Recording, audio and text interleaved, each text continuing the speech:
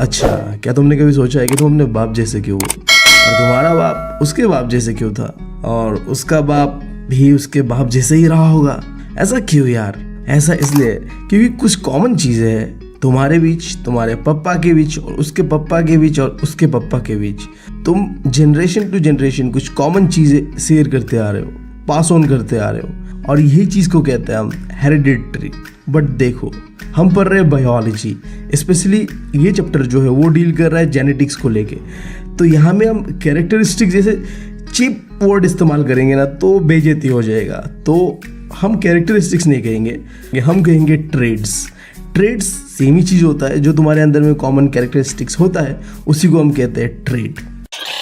तो देखो, ये जो ट्रेड है ना, ये भी दो तरीके का होता है। कुछ ऐसा ट्रेड होता है, मतलब कुछ ऐसा आदत या कैरेक्टरिस्टिक्स होता है तुम्हारे अंदर जो जेनेटिकली तुम्हारे अंदर मौजूद होता है जनरेशन टू जनरेशन, और कुछ ऐसा ट्रेड होता है जो जनरेशन टू जनरेशन नहीं है, उसे तुमने खुद से डेवलप किया है, जिसे कहते हैं हम एक्वायरिंग ट्रेड। तो देखो, किसी इंसान का काबिलियत अगर नापना है ना तुम्हें, तो देखो कि उसके अंदर में एक्वायरिंग ट्रेड कितने हैं, ना कि इनहेरिट। क्योंकि बाप दादा से तो सबको मिलते हैं भाई, जो अपने दम पे काबिल बनता है ना वही तो होता है असली इंसान। क्यों, गलत कह रहा हूँ क्या? हमें इस चैप्टर में जानना है जो जेनेटिकली तुम्हारे अंदर में जो जनरेशन टू जनरेशन ट्रेड्स का पास ऑन हो रहा है ना, वो कैसे हो रहा है, वो क्यों हो रहा है। तो पहले जान लो कि ट्रेड आया कहाँ से। तो देखो, हम इंसानों के अंदर में, या फिर तुम कोई जानवर ले लो, प्लांट्स ले लो, हम सब के अंदर में सेल्स होता है, पता है तुम्हें। अब उस सेल्स के अंदर में होता है न्यूक्लियस, अब उस न्यूक्लियस के अंदर में होता है क्रोमोसोम्स, फिर उस क्रोमोसोम्स के अंदर में होता है डीएनए। अब ये डीएनए जो होता है ना, ये भी टूटा हुआ होता है अलग अलग जीन्स में। जैसे मैं बात कर रहा हूँ, मेरे पास एक डीएनए है। अब ये डीएनए जो है ना 3 जीन्स में टूटा हुआ है, जीन 1, जीन 2, जीन 3।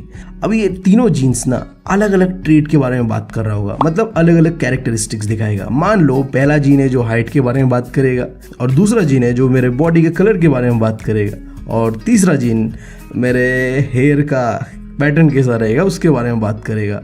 तो अल्टीमेटली क्या होता है, ये जो जीन्स होता है ना, इसी के अंदर में छुपा होता है ट्रेड्स। चलो यार, तुम अब ये तो समझ गए ट्रेड होता क्या है। अब बात करते हैं कि trade generation to generation pass on कैसे करता है। मतलब मेरे पापा से मेरे अंदर कैसे आया, और उसके पापा से मेरे पापा के अंदर कैसे आया, और मेरे से मेरे बेटे के अंदर में कैसे जाए। जो ट्रेड होता है ना, वो कैसे जनरेशन टू जनरेशन पास करता है। इस सवाल का जवाब हमारे पास था नहीं, तो यहीं पे आते हैं ग्रेगोर मेंडल साहब। तो वो कहते हैं कि भाई साहब देखो, तुम्हारे पास जवाब नहीं है, हम किस लिए बैठे, हम तुम्हें बताएंगे, बट उसके लिए मुझे 2 एक्सपेरिमेंट करना पड़ेगा। 2 एक्सपेरिमेंट करूँगा और जो भी होगा सब बता दूंगा तुम्हें, ठीक है।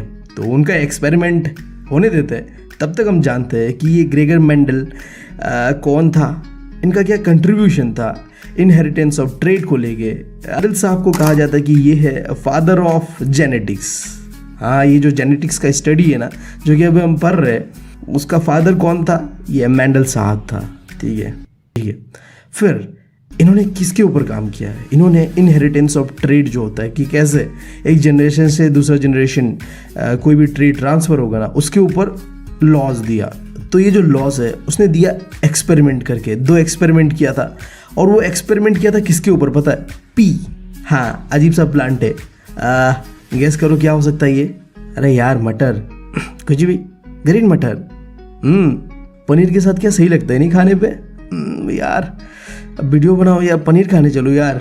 देखो यार, तुम मुझे प्रॉमिस करो, अगर एग्जाम में अच्छे मार्क आए ना, तो तुम्हारी तरफ से मेरे लिए पनीर बिरयानी, ठीक है? बोलना मत। तो कभी कभी सीबीएसई वाले चच्चा ना क्वेश्चन ऐसे पूछते हैं कि बताओ यार, ये मेंडल साहब ने अपने एक्सपेरिमेंट के लिए ये पी प्लांट्स को ही क्यों चुना? कुछ और चुन लेते यार, इतना ज़्यादा प्लांट्स है दुनिया में, हमें ही चुन लेते यार, हम तो इंसान है, हमें हमारे ऊपर ही एक्सपेरिमेंट कर लेते। नहीं, इन्हें तो प्लांट्स के ऊपर ही करना था। क्यों? देखो, बहुत ही सिंपल सा एक्सप्लेनेशन दिया उन्होंने। पहला चीज़, इन्हें उगाना आसान रहता है, और दूसरा चीज़, इनका लाइफ साइकिल बहुत ही छोटा रहता है। अब मान लो एक्सपेरिमेंट हमारे ऊपर होता है, तो बेचारा मेंडल साहब कितने साल जीते? 100 साल मान लो, तो कितना जनरेशन्स को स्टडी कर पाता? मुश्किल से 1 या 2। वहीं पे ये जो पी प्लांट्स है ना, इसका इन्होंने 3-4 जनरेशन को स्टडी किया, क्योंकि इनका लाइफ साइकिल छोटा था। और तीसरा चीज़, इनके अंदर में आसानी से हम क्रॉस पॉलिनेशन करा सकते हैं, मतलब 2 प्लांट लिया, इन दोनों के बीच, हाँ पता है तुम्हें क्या होता है। फिर जो है सीड्स का वैरायटी बहुत ज़्यादा अवेलेबल था। और आखिरी चीज़, यहाँ पे 7 पेयर्स ऑफ कॉन्ट्रास्टिंग कैरेक्टरिस्टिक्स है। ये टेबल को देखो ध्यान से। कॉन्ट्रास्ट का मतलब अलग अलग, डिफरेंट कैरेक्टरिस्टिक्स, ठीक है। यहाँ में कैरेक्टरिस्टिक्स दिया हुआ है पी प्लांट का, जैसे कि उसका हाइट कैसा रहेगा, सीड का कलर कैसा रहेगा, सीड का शेप कैसा रहेगा, फ्लावर का कलर कैसा रहेगा, फ्लावर का पोजीशन कैसा रहेगा, पी का कलर कैसा रहेगा और पी का शेप कैसा रहेगा। अलग अलग कैरेक्टरिस्टिक्स है। अब देखो ये जो अलग अलग कैरेक्टरिस्टिक्स है ना, ये भी अलग अलग तरीके का हो सकता है। जैसे कि मैं हाइट का बात कर रहा हूँ, तो हाइट ना पॉसिबिलिटी है कि जो भी पी प्लांट होगा वो लंबा भी हो सकता है, वो छोटा भी हो सकता है। तो देखो इसी को कहता है कॉन्ट्रास्टिंग कैरेक्टरिस्टिक्स। मतलब तुम्हारे अंदर में एक कैरेक्टरिस्टिक्स है, मतलब एक ट्रेड है। वो ट्रेड 2 तरीके से हो सकता है, या तो तुम लंबे भी हो सकते हो या तो तुम छोटे भी हो सकते हो। अब ये पूरी तरीके से डिपेंड करेगा कि तुम्हारे अंदर में कौन सा कैरेक्टर डोमिनेट कर रहा है। तुम्हारे अंदर में 2 कैरेक्टर्स होता है, एक जो तुम्हारे पापा से मिला हुआ, एक जो तुम्हारे मम्मी से मिला हुआ। बट तुम्हारे अंदर में जो चीज़ दिख रहा है ना, सपोज मान लो तुम काले और तुम्हारा बाप भी काला है, तो वो कैरेक्टर डोमिनेट कर रहा है तुम्हें। बट तुम्हारा मम्मी ना सफ़ेद था, बट फिर भी तुम काले हो, तो इसका मतलब क्या है, जो वाइट कैरेक्टर है वो भी तुम्हारे अंदर में है, बट वो दिख नहीं रहा है क्योंकि वो रिसेसिव वाला कैरेक्टर है। तो समझ में आया, 2 कैरेक्टर होता है हर किसी के अंदर में, एक डोमिनेट और एक रिसेसिव। जो दिखता है वो डोमिनेट होता है और जो दिखता नहीं है बट है अंदर, वो है रिसेसिव। 3-4 चीज़ें हैं जो तुम्हें जान लेना बहुत ज़रूरी है। तुम नहीं तो एक्सपेरिमेंट के बारे में समझ ही नहीं पाओगे। आई नो तुम्हें पता होता होगा क्योंकि एग्ज़ाम 2 दिन बाकी है, अब क्या ही मैं बता दूंगा। बट फिर भी जो बेसिक चीज़ है, जो तुम एक बार अगर समझ गए ना, तो एक्सपेरिमेंट तुम्हारे लिए पानी पानी होगा। तो देख लेते हैं। सबसे पहला चीज़ है अलील क्या है। जो जीन्स होता है ना, जीन्स के अंदर में जो कैरेक्टर्स होता है, जिसे हम ट्रेड कहते हैं, वही तो है अलील। देखो सिंपल सा बात ये है कि तुम कुल मिला के कह सकते हो कि अलील, ट्रेड, कैरेक्टर्स ये सेम चीज़ ही है। अच्छा चलो मैं और सिंप्लीफाई तरीके से समझाता हूँ तुम्हें। देखो तुम्हारे अंदर में 2 अलील्स है, एक पापा के साइड से, एक मम्मी के साइड से। मान लो तुम्हारा मम्मी शॉर्ट है और तुम्हारा पापा टॉल, तो ये पॉसिबिलिटी है कि तुम टॉल भी हो सकते हो और शॉर्ट भी हो सकते हो। ये डिपेंड करता है कि तुम्हारे अंदर में कौन सा कैरेक्टर डोमिनेट कर रहा है और कौन सा कैरेक्टर रिसेसिव है। समझ गए। अब देखो फिर अलील भी ना 2 तरीके का होता है। एक होता है होमोजाइगस, जहाँ में क्या होता है, दोनों अलील सेम होता है। और दूसरा होता है हेट्रोजाइगस, जहाँ में दोनों अलील अलग अलग होता है। जैसे कि यहाँ तुम देख पा रहे हो, या तो कैपिटल टी है या तो स्मॉल टी है। और वहीं पे हेट्रोजाइगस में दोनों अलग अलग है, स्मॉल और कैपिटल। अब मुझे पता है तुम यहाँ कंफ्यूज हो गए, ये टी स्मॉल कैपिटल क्या है, ये बताना क्या चाहता है। इसके लिए तुम्हें और एक कॉन्सेप्ट समझना पड़ेगा, फिनोटाइप और जीनोटाइप। देखो तुम कैसे दिखते हो, कितने लंबे हो, काले हो, गोरे हो, ये पता करना है तो तुम्हारा फिनोटाइप देखूंगा मैं। और तुम्हारा जेनेटिक्स, जो मैं अभी टी स्मॉल कैपिटल का बात कर रहा था ना, जहाँ तुम्हारा जेनेटिक कोड्स को देखा जाता है, उसे कहता है जीनोटाइप। जहाँ देखो यहाँ में टॉल और शॉर्ट, अगर कोई टॉल है ना तो उसे कैपिटल टी से डिनोट किया जा रहा है, और अगर वो शॉर्ट है तो उसे स्मॉल टी से डिनोट किया जा रहा है। तो आई गेस अब तुम्हारे अंदर में चीज़ें क्लियर है। तो अभी हम बढ़ते हैं मेंडल का पहला एक्सपेरिमेंट, मोनोहाइब्रिड क्रॉस। इसके अंदर में ना एक कैरेक्टर को स्टडी किया गया है, वो है हाइट। मेंडल साहब ने 2 प्लांट लिया और उसके हाइट के ऊपर स्टडी किया। एक था टॉल प्लांट, एक था शॉर्ट प्लांट। यहाँ तुम देख के पता कर सक रहे हो, ये जो बाहर से तुम्हें दिख रहा है डायरेक्ट टॉल शॉर्ट, ये क्या है, फिनोटाइप है, मतलब फिजिकल लुक। और इसका जो जेनेटिक कोड है, जिसे हम जीनोटाइप कहते हैं, वो क्या है, डबल टी जो कि कैपिटल में है और डबल टी जो स्मॉल में है, ये है जीनोटाइप। देखो एग्जाम्पल के साथ भी समझा दिया, अब कंफ्यूज मत होना। देखो अब बहुत सिंपल है। मेंडल साहब ने क्या किया, 2 प्लांट लिया, एक टॉल एक शॉर्ट, दोनों के बीच करा दिया। हाँ वही जो तुम समझ रहे हो। उसके बाद उसका जो नेक्स्ट जनरेशन आता है ना, उसके अंदर में उसने देखा कि सारे के सारे प्लांट टॉल है।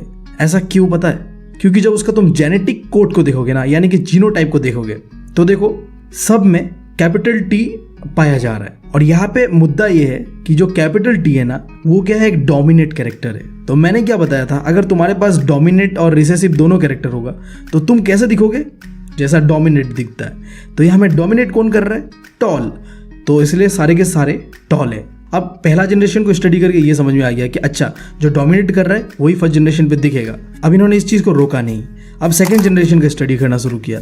इसके लिए क्या किया उन्होंने, फर्स्ट जनरेशन का 2 प्लांट को लेके वही कराया तो जब वो किया ना, तो जो सेकेंड जनरेशन आता है उसके अंदर में 3 प्लांट टॉल होता है और 1 प्लांट शॉर्ट होता है। देखो क्यों शॉर्ट होता है, तुम तीनों प्लांट को देखो, यहाँ में एक कैरेक्टर जो कैपिटल टी है वो डोमिनेट कर रहा है, इसीलिए ये तीनों टॉल है। बट आखिरी वाला में ना कोई डोमिनेट कैरेक्टर है ही नहीं, यहाँ में दोनों के दोनों स्मॉल टी है, यानी कि ये रिसेसिव कैरेक्टर्स है, तो इसीलिए ये शॉर्ट है।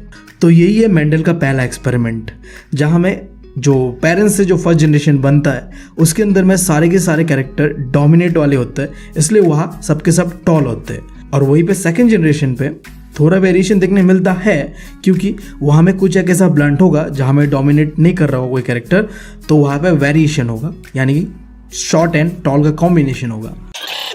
अब देखो यहाँ पे एक क्वेश्चन जो सीबीएसई वाला चच्चा पूछ सकते हैं तुमसे कि ये जो तुमने मोनोहाइब्रिड का एक्सपेरिमेंट किया ना, इसका जीनोटाइप और फिनोटाइपिक रेशियो बताओ। तो देखो बहुत आसान है, तुम्हें पहले ये पता होना चाहिए कि ये जीनो और फिनोटाइप जो निकालेंगे हम, ये सेकंड जनरेशन का ही हमें पूछेगा ज़्यादातर, ठीक है।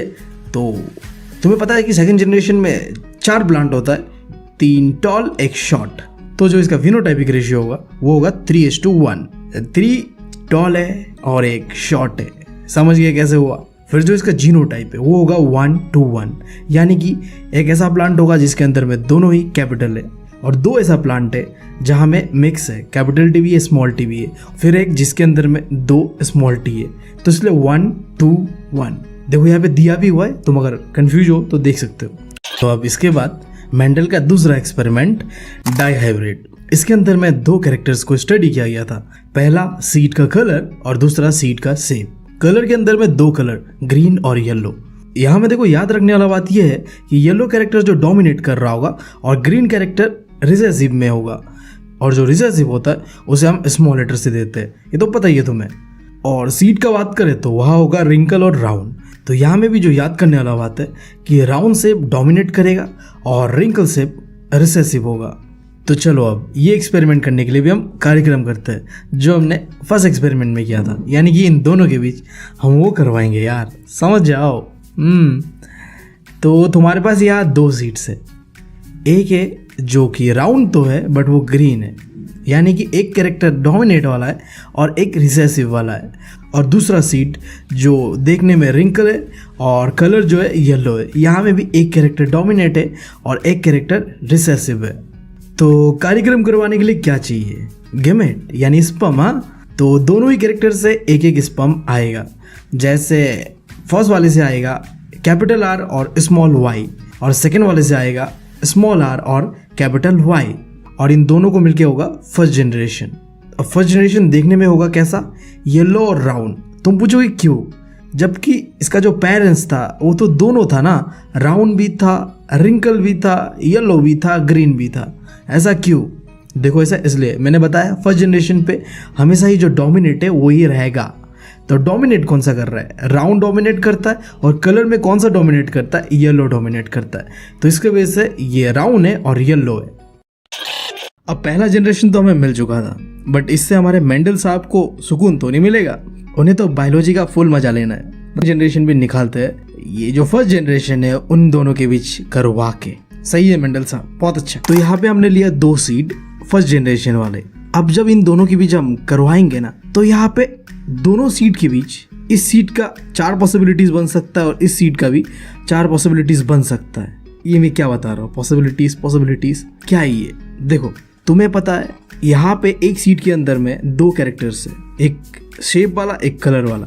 तो दोनों कैरेक्टर्स में से हर एक कैरेक्टर अपना एक एक गेमेट यानी स्पर्म देगा। अब सवाल उठता है कि कौन सा स्पर्म यानी कि कौन सा गेमेट देगा, और वो गेमेट कलर वाला कैसा होगा और शेप वाला कैसा होगा, ये चीजों को जानना है हमें अभी। तो यहाँ पे इस सीट का 4 पॉसिबिलिटीज होगा और इस सीट का भी 4 पॉसिबिलिटीज होगा, जो कि मैंने यहाँ दे दिया है। देखो मैं पहला वाला बता रहा हूँ तुम्हें, दोनों का सेम ही रहेगा, एक जान लो बराबर है। या तो देखो दोनों ही डोमिनेट वाला होगा, यानी कि जो शेप वाला होगा वो भी राउंड आएगा और जो कलर होगा वो भी येलो आएगा। या फिर दूसरा पॉसिबिलिटी ये हो सकता है कि कोई एक डोमिनेट वाला हो, जैसे कि यहाँ देखो आर जो है वो डोमिनेट वाला है जो कि 1 है, और y जो है डोमिनेट वाला नहीं, ये रिसेसिव वाला है। फिर तीसरा नंबर पे देखो, यहाँ पे y जो है वो डोमिनेट वाला है, और आखिरी पॉसिबिलिटी ये बन सकता है कि दोनों के दोनों ही रिसेसिव हो। तो जो इस सीट में बना हुआ है, ऑब्वियस सा बात है इधर भी ऐसा ही बनेगा। तो अब इन 4 और 4 8 पॉसिबिलिटीज को हमें क्या करना पता है, कंबाइन करके सीड्स बनाना है, ठीक है। तो 4 और 4 8 पॉसिबिलिटीज से जो सीड बनेगा वो बनेगा टोटल 16 सीड्स। मतलब देखो मैं कहना ये चाह रहा हूँ, जो ये 4 और 4 8 पॉसिबिलिटीज जब मिलेगा ना, तो इससे 16 तरीके का सीड्स बन सकता है। मतलब अलग अलग कॉम्बिनेशन, समझ रहे हो बात। जैसे कि जो हमने मोनो हाइब्रिड में देखा था कि जो सेकेंड जनरेशन में सिर्फ 4 बना था, बट यहाँ पे 16 बनेगा। 16 अलग अलग कलर शेप दिखेगा हमें। तो इसे दिखाने के लिए, क्योंकि इतना ज़्यादा है, सिंपली तो नहीं दिखा सकते जैसे हमने मोनो हाइब्रिड पे दिखाया था, तो यहाँ पे हम एक टेबल का इस्तेमाल करते हैं जिसे हम कहते हैं प्यूनिट स्क्वायर। तो यहाँ पे हम क्या करेंगे, जो फर्स्ट जनरेशन में 2 सीड्स का पॉसिबल कम्बिनेशंस था उन्हें लिख देंगे ऊपर पे। ये देखो ऊपर और ये नीचे बराबर। अब हम इन दोनों के बीच करवाएंगे और इससे कितना कम्बिनेशन बनेगा वो देखेंगे। तो 16 में से मैथ में ट्राई करूंगा कि 8 को समझा देने का, और बाकी 8 तुम खुद से समझोगे। तो पहला कॉम्बिनेशन लेते हैं। देखो ये भी डोमिनेट है और ये भी डोमिनेट है। जब 2 डोमिनेट मिलेगा तो बनेगा ऐसा। फिर दूसरा कॉम्बिनेशन, यहाँ तो दोनों ही डोमिनेट है, बट यहाँ में कोई एक है, कौन सा है, R, तो कुछ ऐसा बनेगा ये। फिर मान लो कि तीसरा, यहाँ तो वही रहेगा। अब इससे हम क्या करेंगे, इससे मिलाएंगे। यहाँ में Y डोमिनेट कर रहा है तो वो ऐसा दिखेगा। अब मान लो कि एक डोमिनेट और एक रिसेसिव, तो वो ऐसा दिखेगा। ये हो गया 4 कॉम्बिनेशंस। अब आगे देखते हैं। अब मान लो कि इसमें क्या है, R सिर्फ डोमिनेट कर रहा है, ठीक है। अब इसके साथ हम इसे करेंगे, यहाँ में तो दोनों ही डोमिनेट कर रहे हैं, तो यहाँ में ऐसा करेंगे तो वो कुछ ऐसा बनेगा। फिर इसी तरीके से हम जाते रहेंगे, जहाँ यहाँ तो तुम्हें पता है R डोमिनेट कर रहा है और यहाँ भी R डोमिनेट कर रहा है, तो यहाँ में ऐसा कुछ बनेगा।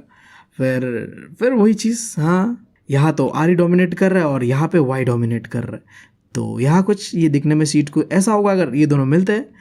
फिर ये है इसका, और फिर मान लेते हैं इसे, जहाँ में यहाँ तो R डोमिनेट कर रहा है, बट यहाँ क्या डोमिनेट कर रहा है, यहाँ कुछ नहीं कर रहा है। जब एक डोमिनेट कर रहा होगा और यहाँ एक भी डोमिनेट नहीं कर रहा होगा, तो जैसे सीड बनेगा वो कुछ ऐसा बनेगा। तो ऐसे ही बाकी 8 को तुम खुद से करोगे, और करने के बाद जो तुम्हें दिखेगा ना वो कुछ ऐसा होगा। अब हमने पूरा निकाल लिया है प्यूनिट स्क्वायर में जो भी कॉम्बिनेशन बन सकता था। अब देखना है कि सीड कैसा दिख रहा है। जैसे जो पहला सीड है ना वो येलो है और राउंड है। तो राउंड इसलिए क्योंकि दोनों डोमिनेट है, और येलो इसलिए क्योंकि Y है जो कि डोमिनेट वाला ही है। ये तो देख लिया। अब देखो ये ग्रीन क्यों है बताओ। ये ग्रीन इसलिए, देखो यहाँ में राउंड का बात कर रहे थे तो राउंड तो है, बट यहाँ में ये स्मॉल y है, दोनों के दोनों ही स्मॉल y है। और मैंने क्या बताया था, अगर कोई एक डोमिनेट कर रहा होगा तब वो डोमिनेट वाला दिखेगा, बट अगर दोनों के दोनों रिसेसिव होगा तो वो रिसेसिव ही दिखेगा। तो तुम्हें पता है स्मॉल y क्या को रिप्रेजेंट करता है, ग्रीन को, तो ये ग्रीन दिख रहा है इसलिए। और जो कैपिटल R है वो तो डोमिनेट कैरेक्टर है, तो ये राउंड है इसलिए। फिर देखो ये येलो है, बट ये कैसा है, देखो रिंकल शेप का है। येलो है मतलब ये डोमिनेट है, बट यहाँ देखो स्मॉल R है इसीलिए वो रिंकल है, जो कि रिप्रेजेंट करता है रिसेसिव कैरेक्टर को। तो तुम्हें पता है रिसेसिव कैरेक्टर कौन सा वाला था, रिंकल वाला। तो देखो इसे अगर समझना है ना तो तुम्हें ये चीज़ जो है इसे याद कर लेना पड़ेगा। इसे याद कर लोगे ख़त्म कहानी, ठीक है। कि R क्या को रिप्रेजेंट करता है, राउंड को। स्मॉल r क्या को रिप्रेजेंट करता है, रिंकल। कैपिटल Y क्या को रिप्रेजेंट करता है, येलो। स्मॉल y क्या को रिप्रेजेंट करता है, ग्रीन। उसे देखोगे और इस टेबल को देखोगे तो तुम समझ जाओगे। हमें यहाँ पे जीनोटाइपिक रेशियो नहीं जानना है, हमें सिर्फ और सिर्फ जानना है फिनोटाइपिक रेशियो। फिनोटाइपिक मैंने बताया तो मैं लुक देखने में कैसा है। हमें यहाँ देखना है कि सीट का कलर कैसा है, येलो या ग्रीन। सीट का शेप कैसा है, राउंड या रिंकल। तो हमने जो 16 सीट्स का पॉसिबिलिटीज़ देखा था प्यूनिट स्क्वायर में, उन सब में से ना 9 ऐसा सीट्स है जो कैसा है, राउंड है और येलो है। और 3 ऐसा सीट्स है जो कैसा है, रिंकल और येलो है। और 3 ऐसा है जो राउंड और ग्रीन है। और आखिरी एक लौता ऐसा है जो रिंकल है और ग्रीन है। तो कुल मिला के बात यह है कि जो फिनोटाइपिक रेशियो है ना डाई हाइब्रिड का, वो कैसा है, 9:3:1 का रेशियो पे है। याद रहेगा ये चीज़। ये चार्ट को एक बार देख लेना और प्रैक्टिस करना, लिख के प्रैक्टिस करना, याद रह जाएगा। अब हम लॉ को देखते हैं जो इससे बन रहा है। यहाँ हम वापस आएंगे फिर से तुम्हें और थोड़ा समझाने के लिए, बट हाँ लॉ के ऊपर देखते हैं। तो ये दोनों एक्सपेरिमेंट्स है, हमारे मेंडल साहब को 3 लॉस मिलता है, जिसे तुम कह सकते हो 3 प्रिंसिपल्स ऑफ मेंडल। पहला प्रिंसिपल है लॉ ऑफ डोमिनेंस, जो कि मैं तब से बता रहा हूँ तुम्हें। जब हम दोनों प्योर ब्रीड्स को करवाएंगे ना, तो उससे जो पहला जनरेशन निकलेगा उसके अंदर में जो कैरेक्टर डोमिनेट कर रहा है वही पूरे जनरेशन के अंदर में देखने मिलेगा। जैसे कि यहाँ में हम हाइट का बात कर रहे हैं, तो हाइट में जो टॉल वाला है वो कैपिटल टी से डिनोट कर रहा है, और यही है डोमिनेंट कैरेक्टर। तो जो फर्स्ट जनरेशन होगा उसमें सबके सब टॉल होगा, क्योंकि यहाँ में भी कैपिटल टी सब में है, जिससे कि ये टॉल दिख रहा है, क्योंकि ये डोमिनेंट कैरेक्टर है। फिर दूसरा लॉ ऑफ सेग्रीगेशन। अब इसे समझने के लिए ये समझो कि तुम्हारे पास 2 अलील्स होता है, एक फादर का एक मदर का, और तुम्हारे फादर के पास भी 2 है और मदर के पास भी 2 है, बट वो 2 के 2 अलील तुम्हें नहीं देता है। फादर की तरफ से 1 आएगा, मदर की तरफ से 1 आएगा, जिससे कि तुम्हारा 2 हो जाएगा। अब देखो यार, मान लो कि फादर भी 2 दे दे और मदर भी 2 दे दे, फिर तो तुम्हारा 4 हो जाएगा ना। 4 तो पॉसिबल ही नहीं है। तो लॉ ऑफ सेग्रीगेशन ये कहता है कि जब 2 अलील होगा और आगे जो ट्रांसफ़र कर रहा होगा ना, तो 2 नहीं करेगा, बस 1 ही करेगा। फादर की तरफ से 1, मदर की तरफ से 1। जैसे हमने यहाँ पे देखा है, एक टॉल ट्री है, एक शॉर्ट ट्री है।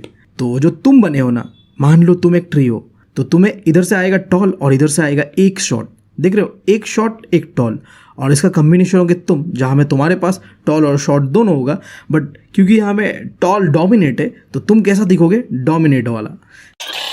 अब फिर जो आखिरी लॉ है, लॉ ऑफ इंडिपेंडेंट असॉर्टमेंट।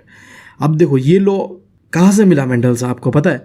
जो हमने दूसरा एक्सपेरिमेंट किया था ना, डाई हाइब्रिड, वहाँ से। अब ये लॉ क्या कहता है, देखो कोई भी जो अलील होगा ना, कोई एक जीन का, वो दूसरे अलील के जीन्स को इन्फ्लुएंस नहीं करेगा।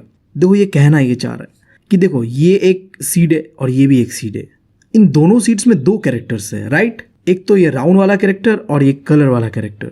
तो जो राउंड वाला कैरेक्टर है वो कलर वाले कैरेक्टर को इन्फ्लुएंस नहीं करेगा। दोनों अपना अपना अलग अलग रोल निभाएंगे, दोनों एक दूसरे से इंडिपेंडेंट है, यानी कि इन्फ्लुएंस नहीं करेगा। देखो इन दोनों ने जब करवाया अपना, तो देखो यहाँ में कैसा बना, राउंड बना और येलो बना। क्यों? क्योंकि यहाँ में राउंड कैरेक्टर में डोमिनेट है तो डोमिनेट वाला ही आएगा, और यहाँ में कलर में भी येलो डोमिनेट कर रहा है, तो वो जो जनरेशन 2 बनेगा वो कैसा बनेगा, जहाँ डोमिनेट वाला होगा। Law of independent assortment simple सा ये कहना चाह रहा है, राउंड रिप्रेजेंट करेगा अपना रोल और कलर रिप्रेजेंट करेगा अपना रोल। ये दोनों अलील्स एक दूसरे के काम पे दखलंदाजी बिल्कुल नहीं करेगा, क्योंकि दोनों कैरेक्टर्स का अपना अपना अलग अलग रोल्स है। ये हमें सीखने मिलता है डाई हाइब्रिड क्रॉस से। अब इस चैप्टर का जो आखिरी टॉपिक है वो है डिटर्मिनेशन इन ह्यूमंस। यहाँ में क्या चीज़ का डिटर्मिनेशन की बात कर रहे हैं हम, तुम्हें पता है? ये टॉपिक में सिंपल सा ये कहना है, देखो डिटरमाइन करना है कि एक ह्यूमन जो बनेगा ना, वो मेल बनेगा या फीमेल बनेगा। ये तुम कैसे पता करोगे? सिंपल सा ये चीज़ है यहाँ बताने लायक, ठीक है? तो देखो इस चीज़ को पता करने के लिए तुम्हें ये जानना पड़ेगा कि ह्यूमंस के अंदर में क्रोमोसोम्स कितने होते हैं। 23। अभी 23 में से ना 22 बेकार है, इससे हम नहीं पता कर सकते कि लड़का होगा या लड़की होगा। जो आखिरी है एक लौता, उसी से हम पता कर सकते हैं कि यहाँ लड़का होगा या लड़की होगा। देखो लड़कों के अंदर में क्या होता है, XY दोनों क्रोमोसोम्स होता है, जबकि लड़कियों के अंदर में XX 2 क्रोमोसोम्स होता है। तो ये चार्ट को देखो तुम, ये मेल है ये फीमेल है। मेल के अंदर में मैंने बताया तुम्हें XY होता है, और फीमेल के अंदर में XX होता है। तो तुम्हें लॉ ऑफ सेग्रीगेशन पता है, लॉ ऑफ सेग्रीगेशन के हिसाब से इन दोनों में से कोई एक ही आएगा, तो फीमेल से आएगा क्या, X। अब लड़का होगा या लड़की होगा ये डिपेंड करेगा हमसे, यानी कि लड़कों से, क्योंकि हमारे पास X भी है और Y भी है।